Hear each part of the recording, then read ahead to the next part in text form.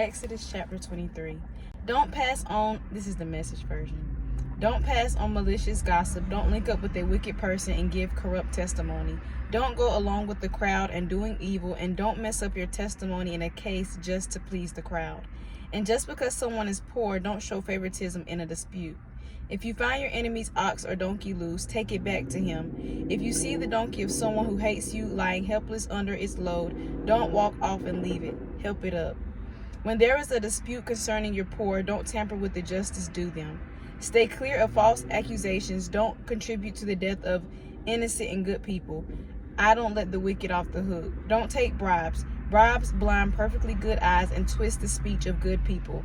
Don't take advantage of a stranger. You know what it's like to be a stranger. You were strangers in Egypt. Sow your land for 6 years and gather in its crops, but in the 7th year leave it alone and give it a rest, so that your poor may eat from it. What they leave, let the wildlife have. Do the same with your vineyards and olive groves. Work for 6 days and rest the 7th, so your ox and donkey may rest, and your servant and migrant workers may have time to get their needed rest. Listen carefully to everything I tell you. Don't pay attention to other gods. Don't so much as mention their names. 3 times a year you are to hold a festival for me. Hold the spring festival of unraised bread, when you eat unraised bread for 7 days at the time set for the month of Abib, as I commanded you. That was the month you came out of Egypt. No one should show up before me empty-handed. Hold the summer festival of harvest, when you bring in the first fruits of all your work in the fields. Hold the autumn festival of ingathering at the end of the season, when you bring in the year's crops. 3 times a year all your males are to appear before the Master God. Don't offer the blood of a sacrifice to me with anything that has yeast in it.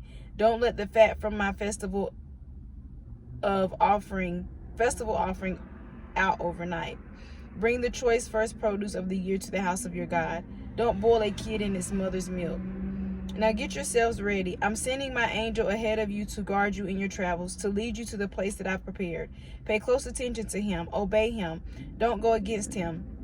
He won't put up with your rebellions because he's acting on my authority. But if you obey him and do everything I tell you, I'll be an enemy to your enemies. I'll fight those who fight you. When my angel goes ahead of you and leads you to the land of the Amorites, the Hittites, the Perizzites, and the Canaanites, the Hivites, and the Jebusites, I'll clear the country of them. So don't worship or serve their gods. Don't do anything they do, because I'm going to wipe them right off the face of the earth and smash their sacred phallic pillars to bits. But you serve your God, and he'll bless your food and your water. I'll get rid of the sickness among you. There won't be any miscarriages nor barren women in your land. I'll make sure you live full and complete lives. I'll send my terror on ahead of you and throw those peoples I'll send my terror on ahead of you and throw those peoples you're approaching into a panic.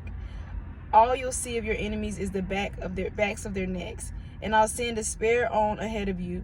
It will push the Hivites, the Canaanites, and the Hittites out of your way.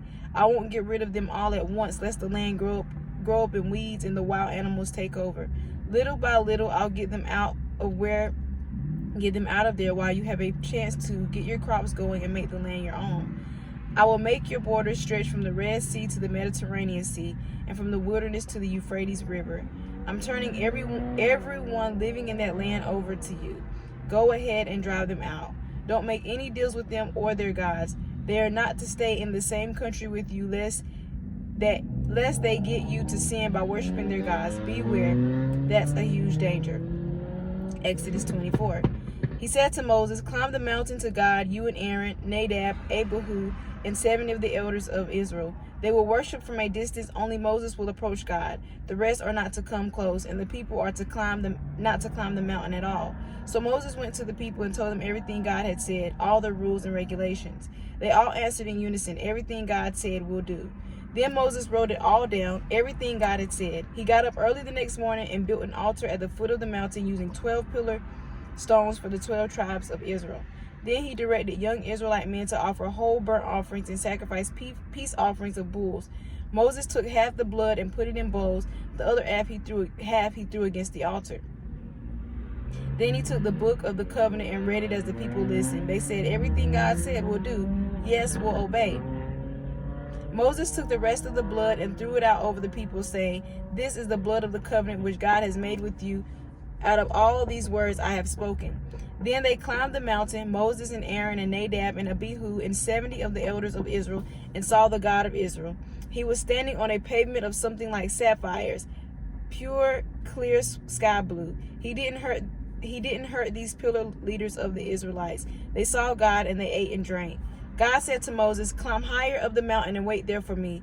I'll give you tablets of stone, the teachings and commandments that I've written to instruct them." So Moses got up, accompanied by Joshua his aide, and Moses climbed up the mountain of God. He told the elders of Israel, "Wait for us here until we return to you. You have Aaron and Hur with you. If there are any problems, go to them." Then Moses climbed the mountain. The cloud covered the mountain. The glory of God settled over Mount Sinai. The cloud covered it for 6 days. On the 7th day, he called out of the cloud to Moses in the view of the Israelites below. The glory of God looked like a raging fire at the top of the mountain. Moses entered the middle of the cloud and climbed the mountain. Moses was on the mountain 40 days and 40 nights. One thing that stands out to me with this reading is Exodus 24 and 9 through 11, where it says, "Then they climbed the mountain, Moses and Aaron and Nadab and Abihu and 70 of the elders of Israel, and saw the God of Israel. He was standing on a pavement of something like sapphires, pure, clear sky blue. He didn't hurt these pillar leaders of the Israelites. They saw God and they ate and drank." And so some people may read that and say, well, I thought the Bible also said that no man has seen God and lived. I believe that God has manifested himself in different ways to where people can see him, but we haven't seen him completely, if that makes sense. That's really the best way that I can explain it, honestly. I don't think I could explain it better than that at this time. You know, maybe in the future God will give me more revelation, but I just believe that those that have seen God have seen, I don't want to say a piece of him, but have seen him in a manifested form, but we haven't seen like him completely. I guess that's the best way I can explain it. So let me know what your thoughts are on that. Maybe God is giving you revelation about that. But I pray that you have a blessed day. Keep the faith.